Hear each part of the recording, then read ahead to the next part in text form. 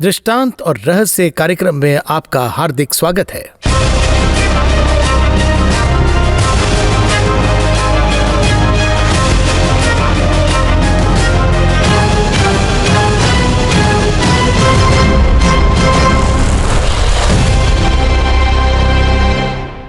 एक पेपर ले लीजिए, पेन ले लीजिए।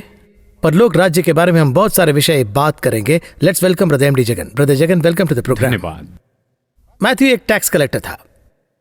परलोक के रहस्य को क्राइस्ट से पूछकर देख के लिख रहे हैं। लोग सिर्फ पूछकर लिख रहे हैं, पर ये पूछकर और देखकर भी लिख रहे हैं। वे किसी भी चीज को मिस करना नहीं चाहते। और मैथ्यू चैप्टर 13 में काफी एपिसोड्स में हम देखते ही आ रहे हैं कि मैथ्यू चैप्टर 13 में इस परलोक के रहस्य को वो सिर्फ कह ही नहीं रहे, उसके लिए कुछ चाबी भी रख रहे हैं, the keys for the kingdom. तो ये जो कीज है, इस विषय को हम कैसे देखेंगे? अब चलिए सीक्रेट के बारे में कहते हैं, और इन सीक्रेट्स को हम इन 3 स्टेज में देख सकते हैं। ये मेरे विचार के अनुसार है, जैसे प्रभु ने मुझ पर प्रकट किया है उस तरह से ये है। क्या है कि देखिए, एक बहुत बड़ा भेद होता है जो अगर लोगों को बताए तो नहीं समझ पाएंगे।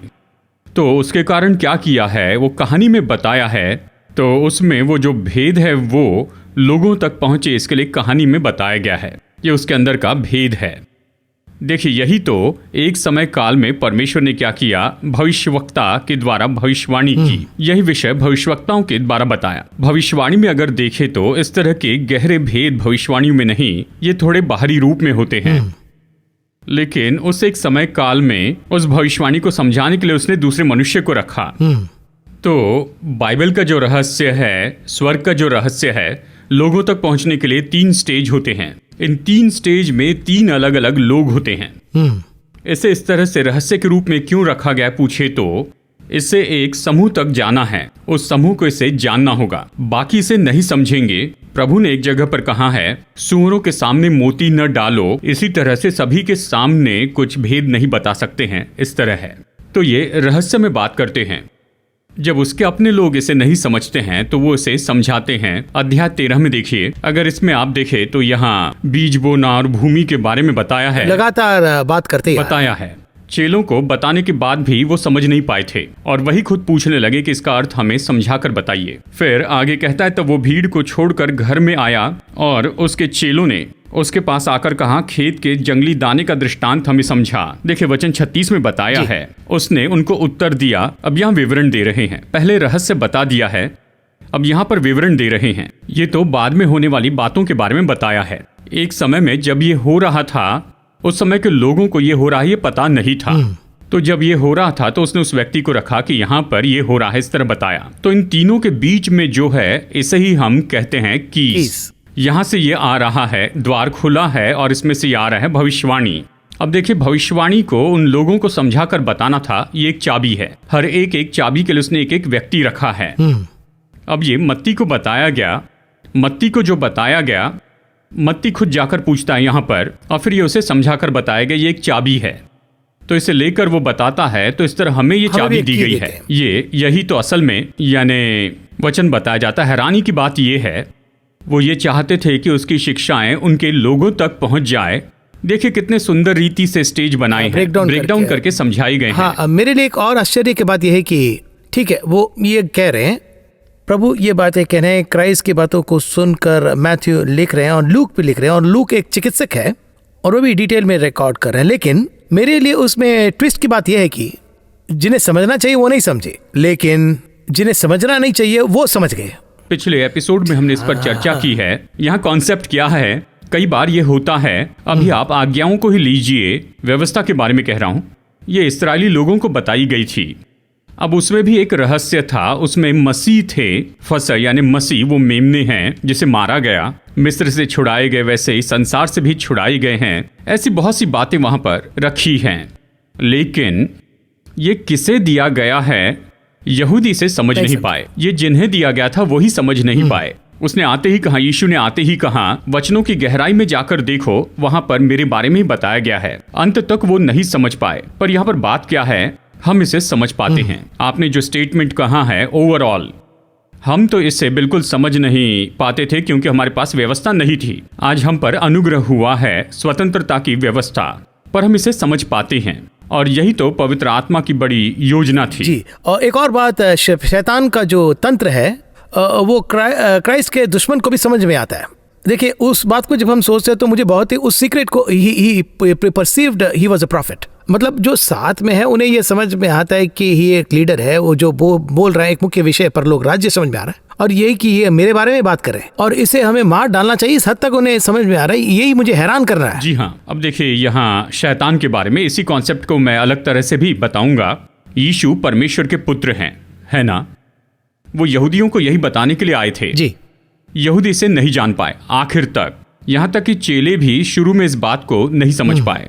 एक जगह पर उसने कहा, लोग क्या कहते हैं मैं कौन हूं? तो देखिए उस समय पतरस ने कहा, तू परमेश्वर का पुत्र मसीहा है, ऐसे पतरस ने कहा। ये कहते समय ही उसने कहा, स्वर्ग ने तुझ पर यह बात प्रकट की है, मांस और लहू ने प्रकट नहीं की। तो वही रिकॉर्ड कर रहे हैं। अगर आप पूछे ये कब हुआ, तो ये यरूशलेम में जाने के पहले यानी क्रूसीकरण होने के पहले कहा था।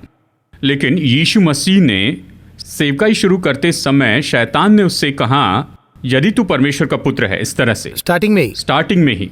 मतलब शैतान ये जानता था कि ये कौन है, यानी देखिए वो कुछ ऐसी बातें बहुत अच्छे से जानता है जो कि हम लोग नहीं जानते हैं। और एक जगह पर उसने ये भी कहा, जो शत्रु जानता है वो हम नहीं जानते हैं।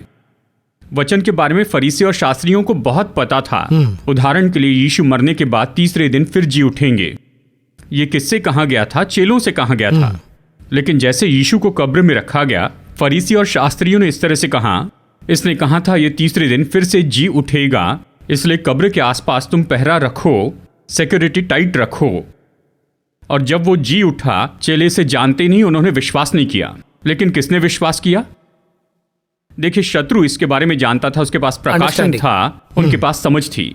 जिन्हें पता होना चाहिए था उन्हें पता नहीं था। आज भी यही समस्या बनी है। तो इसलिए हमें कितना सतर्क होना चाहिए। परमेश्वर हमसे जो बात करते हैं उसे स्वीकार करे तो अच्छा है। जी, आज के इस एपिसोड में हमने ये मैथ्यू 13 को हमने कई बार देखे हैं। आज हम ये जो ट्रेशर देखेंगे, जो दृष्टांत को हम देखेंगे, उसका रहस्य, उसे हम कैसे देखेंगे, उसे कैसे हम समझेंगे। मत्ती 13 में वचन 44 में यहाँ पर देखिए, जब मैं ये दृष्टांत पढ़ता हूँ, देखिए यहाँ पर परमेश्वर ने दो विषयों पर बताया है। ओवरऑल देखे तो वचन 44 में स्वर्ग का राज्य खेत में छिपे हुए धन के समान है कहता है।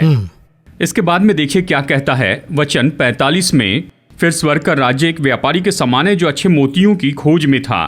फिर वचन 46 में देखिए, यहाँ जब उसे एक बहुमूल्य मोती मिला तो उसने जाकर अपना सब कुछ बेच डाला और उसे मोल ले लिया। देखिए इन तीन कामों में इंटर कनेक्शन है। इस तरह से पढ़ने के बाद में मैं समझता हूँ। चलिए पहले 44 को देखते हैं।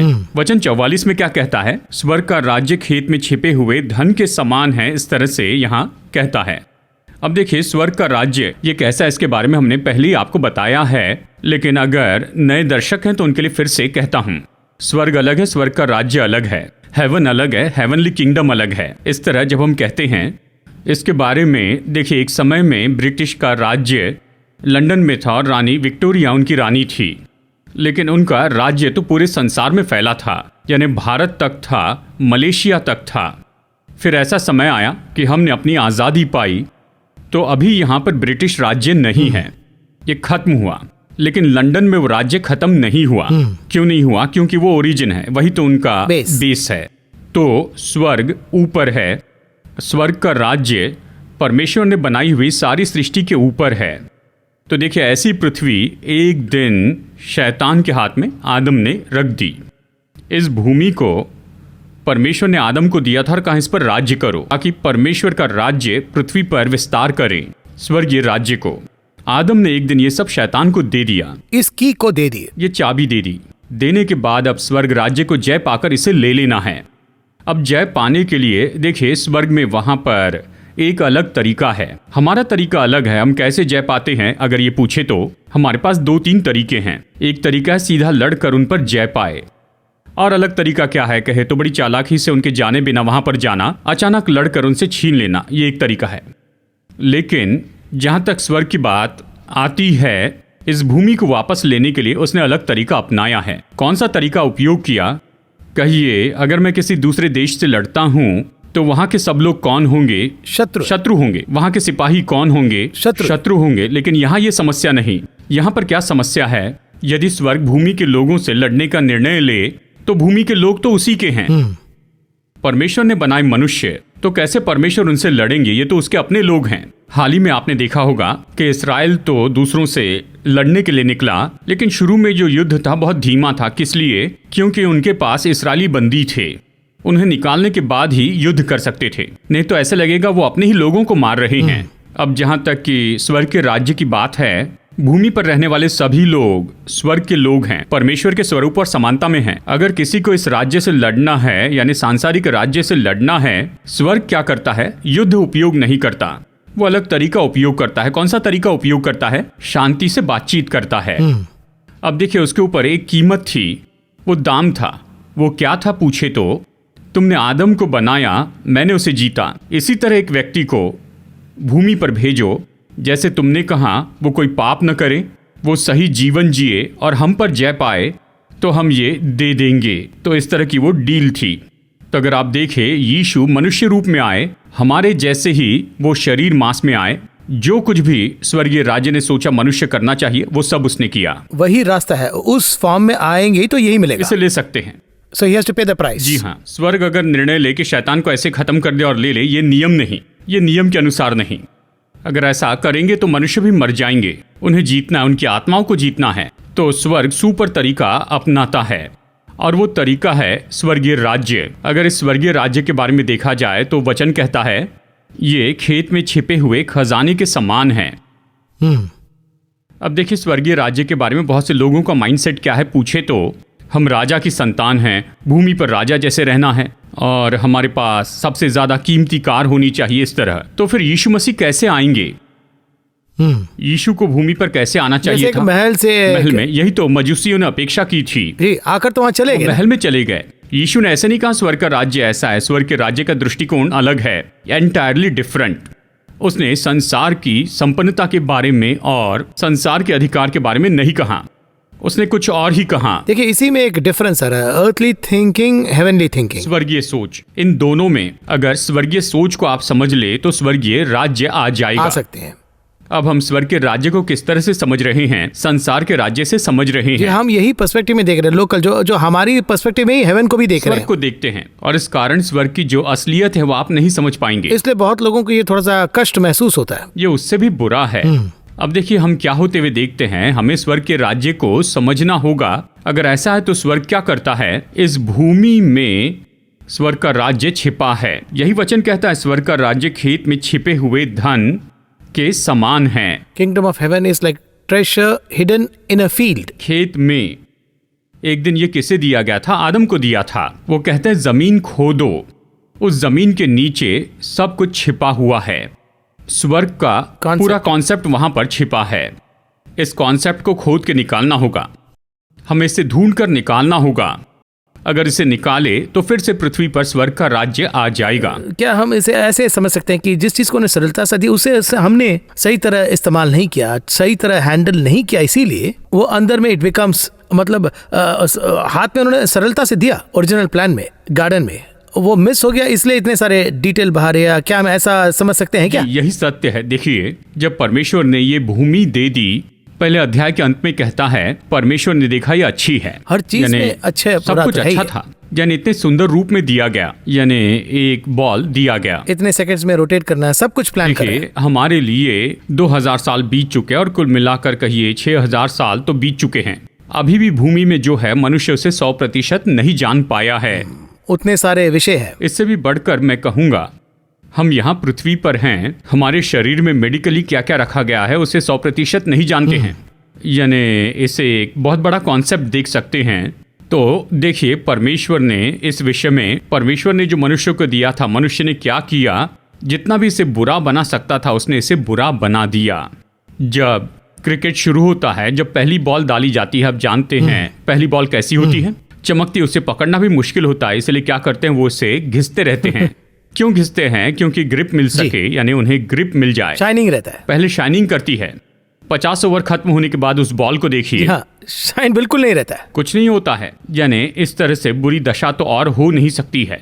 इसी तरह से जब बॉल परमेश्वर ने दी है, उस शाइनिंग वाले बॉल को घिस कर और फिर मार कर 50 ओवर तक, अब हम यही तो कह रहे हैं, परमेश्वर ने वो बॉल दिया था ना, तो अब ये बॉल ऐसा क्यों हो गया है? जिसने दिया उसी से पूछ जिसने रहे दिया हैं। उससे पूछते, दाम देकर खरीदा, सुबह ही तो खरीदा है, शाम तक बॉल कैसे हो गया? देखो, इस बीच 50 ओवर खेले हैं, उसे मारा, अपनी मर्जी के अनुसार मारा, उसे घिसा, लातों से मारा, यानी वो सब छोड़ दिए। उस सबको छोड़ देते हैं।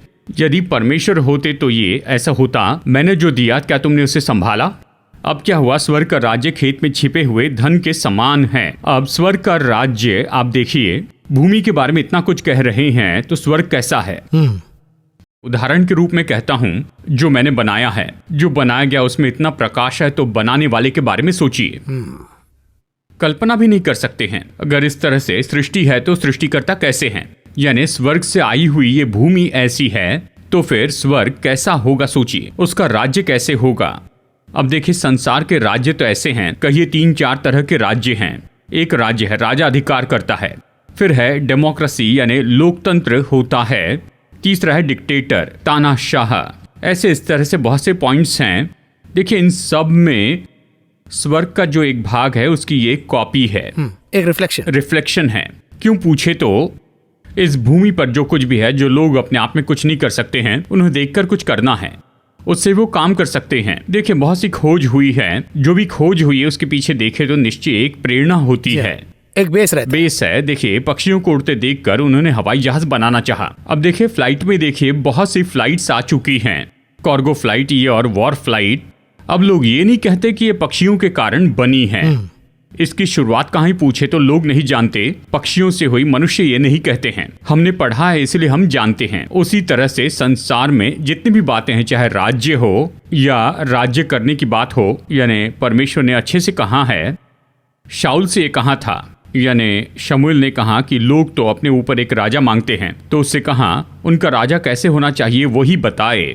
वैसे तो उन्होंने एक बात कही, बहुत सी बात कही, उनमें से एक बात थी, कहाँ तुम्हारे पुत्र उसके रथ के आगे पीछे दौड़ेंगे, कहाँ तुम्हारा राजा ऐसे होगा। इसमें हैरानी की बात है, लेटेस्ट यानी अभी की बात है, बस 3 महीने पहले की। देखिए, विदेश में एक राष्ट्रपति है, उनकी कार आ रही थी।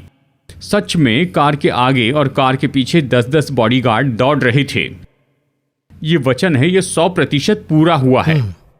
यानी परमेश्वर ने दिया हुआ मॉडल हम सब फॉलो कर रहे हैं। सभी लोग, यानी ऐसे राष्ट्रपति जो कहते हैं परमेश्वर नहीं है, वो तो नास्तिक हैं। उस नास्तिक राष्ट्रपति के कार के सामने 10 बॉडीगार्ड दौड़ते हैं। ये कहाँ बताया गया? 4000 साल पहले बाइबल में। तो इस तरह से संसार के सभी राज्य का ये एक रिफ्लेक्शन है। तो अब क्या हो गया पूछे तो, इस राज्य को लाने के लिए जब परमेश्वर ने भूमि पर स्वर्गीय राज्य रखा, तो इन सब लोगों ने क्या किया? अगर ये पूछे तो उसे नष्ट किया। वो राज्य कैसा है पूछे तो, उदाहरण के लिए कहता हूं, मनुष्य नहीं तो राज्य रहेगा क्या? नहीं है। मनुष्य नहीं तो राज्य नहीं, वो नहीं रहेगा। यहाँ ये कहता है कि ये जो है वो तो फ्रेंच है, यानी ये तो फ्रांस का अधिकार का राज्य है। अब तो ऐसा नहीं है, तो किस राज्य को फॉलो करेंगे? कुछ भी नहीं रहता, कोई नहीं, क्योंकि उस टापू पर कोई मनुष्य नहीं तो कुछ भी नहीं है। इसी तरह से अगर मनुष्य नहीं है तो भूमि पर कोई भी उपयोग नहीं है। और जब परमेश्वर ने ये देखा कि मनुष्य यहाँ है, इसमें आत्मा है, स्वर्गीय मनोदशा से ये तो पूरी तरह से चला गया, इसे छुड़ाना होगा। सब कुछ नीचे चला गया है, इसे छुड़ाना होगा। ये खजाना, उसके लिए हम लोग कौन हैं?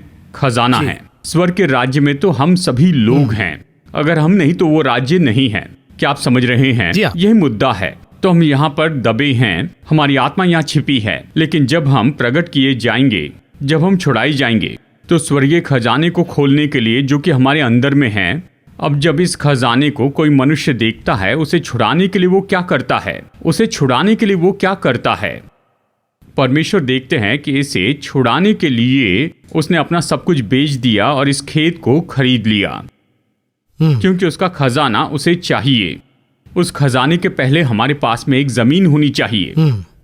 ठीक है, तो उस खेत को खरीदने के लिए हमें क्या करना चाहिए? ये पूछे तो उस खेत का खजाना पता होना चाहिए, उसकी कीमत चुकानी पड़ती उसे है। खरीदने का दाम चाहिए, ये जानकर कि वहां पर खजाना है, देखा हुआ या छिपा। यानी इस तरह से इस कॉन्सेप्ट को देखिए। कहिए कि आप जाकर जमीन देखते हैं, अगर कोई आपसे कहे जमीन के नीचे ग्रेनाइट है, इस तरह वो आपसे कहते हैं, जानते तब आपको क्या करना है? आप उसे खरीदना चाहेंगे, किसी को नहीं बताएंगे, क्योंकि आपको पता चल जाएगा कि खजाना है। जानते हैं कि अंदर खजाना है।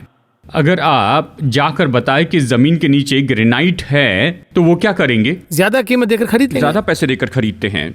अब देखिए यहाँ पर क्या किया, जब तक उसे खरीद न ले उसने किसी को बताते नहीं बताया, रहस्य रखते हैं। रहस्य रखा। ये हेवनली सीक्रेट है। स्वर्ग कुछ बातों को इस तरह से रहस्य रखता है, हमें बचाने के लिए। हम ही वो खजाना है कि स्वर्गीय राज्य हमें ले ले। बहुत से कामों को प्रभु ने रहस्य ही रखा है। यहाँ देखिए, स्वर्ग ने सबसे महत्वपूर्ण खजाना कौन सा छिपा कर रखा है पता है? यीशु मसीह उसका नाम है। पहले 4000 साल पता ही नहीं लगेगा क्या नाम होगा, पूछा, बार बार पूछा, कौन है वो, उसका नाम क्या है, उसका नाम क्या है, नाम क्या है, नाम क्या है। किसने भी पूछा तो भी नाम नहीं बताया, नहीं बताया। कुछ लोगों से उसने कहा कि तुम क्यों पूछ रहे हो, तुम क्यों पूछ रहे हो? ऐसे पूछा। किन से? अन्य जाति से नहीं, उन लोगों से जिनसे वो प्रेम करता था। सबने आकर पूछा, तेरा नाम क्या है, तेरा नाम क्या है? उसने कहा, तुम क्यों पूछते हो? सेलेक्ट प्रॉफिट्स को जगा कर कुछ चीजों को। देखिए, वो भी बात करते हैं, बिल्कुल सीधा बात करते हैं। देखिए, वो नाम यीशु मसीह, ये जो शब्द है ना, आई मीन दैट नेम, मैं अक्सर कहता हूं कि उस नाम में जो सामर्थ है वो हमें पूरी तरह से नहीं पता है। उसके अंदर भी एक रहस्य है। जी हाँ, वो एक खजाना है। स्वर्ग के राज्य का खजाना यहाँ पर है। इस भूमि पर से ही मसीह लोगों को बचाएंगे। ये जो रहस्य था, ये भूमि में ही छिपा कर रखा गया था। उस खजाने के आने के लिए 4000 वर्ष, 4000 साल लग गए।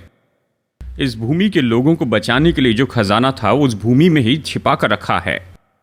देखिए, ये एक लॉन्ग प्रोसेस है। ये छिपा कर रखा है ना, जो छिपा है उसे ढूंढना होगा। इसी बात के एक और दृष्टांत के रूप में कहे है कि मेरा अपना पुत्र को भेज रहा हूं, लेकिन उसे भी मार दिया, और मार के मृत्यु के हद तक इस तरफ वो ट्रेशर को रिसीव करने के बजाय उस ट्रेशर को ही वो खत्म कर रहे हैं। देखिए, वो तो इसका अगला स्टेज है। स्टेज। देखिए, यहाँ पर पहले के स्टेज में क्या होता है, पुत्र को भेजने तक एक प्रोसेस होती है। जी। जैसे कि हमारे समय में जो कहते हैं ना, जैसे हमारे यहाँ कहते हैं सीक्रेट एजेंट्स, इस तरह से। ये सीक्रेट एजेंट एक प्रोसेस पूरी होने तक, ये तो 1 सेकंड के लिए कोई बात भी लीक नहीं होती है। जी। इडी अमीन के समय में देखिए, एक इस्राएली फ्लाइट हाईजैक हो गई थी। उस फ्लाइट को रेस्क्यू करने के लिए प्रोसेस अगर हम पढ़े तो या बहुत अच्छा था। उसका जो अप्रोच है वो एक तरह का, एक बोल्ड भी रहता है, सीक्रेट भी रहता है, और काम को भी खत्म करते हैं। बात तो ये है, ये खत्म करके वहां से निकलने तक उनको पता ही नहीं था कि ये हो रहा है। होने के बाद ही पता चला। इस हद तक जब मानवीय सरकार 174 लोगों को बचाने के लिए सीक्रेट मेंटेन करते रहती है, तो फिर इस संसार की आत्माओं को बचाने के लिए स्वर्गीय राज्य किस तरह की प्रोसेस करती है। इसलिए मसीह को आकर लोगों को बचाना है। मसीह कौन है, शैतान नहीं जानता था। मूसा के समय से वो पूछ रहा था, ये कौन है, ये कौन है, ये कौन है। सबको उसने मार दिया। मूसा के समय में नए जन्मे बच्चों को मार दिया, नदी में बहा दिया। हर एक समय काल में वो बस खोज रहे थे, ये कौन है, ये कौन है, इस तरह खोज रहे थे। एक जगह पर भी स्वर्ग ने कोई हिंट नहीं दी। अगर वो दे भी देते तो ये कुछ नहीं कर पाते। वो कुछ करने के लिए लोगों का उपयोग करते हैं। स्वर्ग ने वो हिंट भी नहीं दी। इस तरह से इस हद तक ये आत्मिक युद्ध हुआ। एक तरफ लोग थे, मसीह कौन है, कहां पर है। इनफैक्ट जन्म लेते ही हेरोद वो स्क्रिप्चर्स को ढूंढ निकालते हैं। वो जगह तो जान पाया, लेकिन कौन है वो नहीं जान पाया। यहाँ तक उसके पास कंट्रोल है उनके लेवल में, एक वर्ल्ड लेवल में। देखिए, एक बहुत बड़ा विषय है, इसके बारे में सोच कर देखिए। दाऊद जब मर रहा था तो सुलेमान को बताकर मरा। तो इस तरह से करना, भूलना नहीं। एक पूरा लिस्ट डाल रहे हैं, लिस्ट ही दे रही कि तुम्हें ये करना है, किससे ये करवाना है। लेकिन जब हेरोदेस मर रहा था, उसे बेटे को बताना था कौन आने वाला है। जरूर कहना चाहिए था, देखो यहूदियों का राजा आने वाला है। हम ढूंढ नहीं पाए, और किसी तरह से जो तारा था उसे हमने देखा। किसी न किसी दिन यहूदियों का राजा आएगा, सावधान रहना। कहाँ होगा ना, वचन कहता है हेरोदेस जो बच्चे को ढूंढ रहा था वो मर गया। फिर से वो अपने शहर में वापस आ गए। उसी नगर में मसीह वापस आए। जी हाँ, और उस लड़का को पता नहीं चला, पता नहीं था। वहीं पर वो पले और बढ़े। तो वो जो रहस्य जो है वो अपने आप गायब हो गया। अब असल में हमारे समय काल के बारे में बताऊं, 12 साल से लेकर 30 साल की उम्र तक यीशु कहाँ पर थे, क्या कर रहे थे, वो बिल्कुल हिडन है। इन 2000 साल में कोई उसे ढूंढ नहीं पाया। हर कोई अपनी एक अलग कहानी बताते हैं। यीशु यहाँ पर गए, यीशु वहां पर गए, यीशु ने ये किया। फाइनली बाइबल में जो है वही तो मेन है। बाइबल मायने रखती है। बाइबल में बहुत आश्चर्य की बात है, ओपन सीक्रेट को मेंटेन करने वाले केवल परमेश्वर ही हैं। यही भेद है। देखिए, यीशु वापस आएंगे, है ना? क्या हम वो तारीख पता कर सकते हैं? कुछ लोग कहते हैं इस तरह से आएंगे, तो कोई कहता है उस तरह से आएंगे, इस समय आएंगे, लेकिन तारीख क्या है? उस सीक्रेट को कंप्लीटली इसलिए देखिए, सीक्रेट मेंटेन किया है। इसलिए वचन कहता है उसने छिपा कर रखा, ये स्वर्गीय भेद को छिपा कर रखा 4000 साल तक। यीशु मसीह के आने तक वो मोती यानी स्वर्ग का राज्य आएगा, उसे निकालेगा। यही तो सबसे महत्वपूर्ण ऐसा कॉन्सेप्ट दिया है। ये एक पार्ट है इस दृष्टांत का, ये एक पार्ट है। ये जो प्रोसेस है 4000 साल से भी ज्यादा की प्रोसेस है। ये एक विषय जी, और उसमें से एक भाग था यीशु मसीह का नाम। यीशु मसीह का नाम मसीहा सब जानते थे। मसीहा आएंगे बोलते थे। वो पूछते थे आने वाला क्या तू ही है? यूहन्ना ने पूछा। क्राइस्ट यानी अभिषेक शब्द सभी को पता था, पर उसका नाम यीशु ये किसी को पता नहीं था। स्वर्ग ने 4000 साल तक वो नाम छिपाया, उसे बाहर निकालना पड़ा। उदाहरण के लिए कहता हूं, अब ये जो नाम है, अब ये जो उद्धारक वो आएगा, इसके बारे में अब्राहम कुछ हद तक जानता था, कुछ हद तक याकूब भी जानता था, कुछ हद तक मूसा भी जानता था। तो ये नाम तो बहुत ही महत्वपूर्ण होगा। कुछ हद तक हम भी सोचते थे कि ये नाम कैसे होगा, ये नाम क्या होगा। अब देखिए, यीशु कब आएंगे तारीख पता नहीं, आएंगे ये पता है। तारीख सोचने वाला एक ग्रुप है, बाइबल में ढूंढने वाले लोग। देखिए, यीशु का नाम तो यहाँ पर बाइबल में था, पर आखिर तक वो उसका नाम नहीं जान पाए थे। इसलिए स्वर्ग का राज्य छिपा कर रखा गया है। इनफैक्ट योहान ही एक जगह पर क्या यही है कि एक हेस्टेट कर रहे हैं, क्योंकि उन्हें शक हो रहा है। ये क्या है? प्रकाशन तो है, पर रहस्य खुला नहीं है। तो हमें कितना ध्यान से रहना, ये बहुत ही महत्वपूर्ण, बहुत ही मुख्य है। अब हमने ये शुरू किया इस पर्टिकुलर पैराबल को, टाइम शॉर्ट है। अभी आपने जो कहा उसके आधार पर कैसे हम इसे कंक्लूड कर सकते हैं, और अगले एपिसोड में जो मिस किए हैं उसे कैसे देखेंगे? देखिए, आत्मिक रीति से कह रहा हूं, हम में से हर एक में स्वर्ग का एक रहस्य होता है।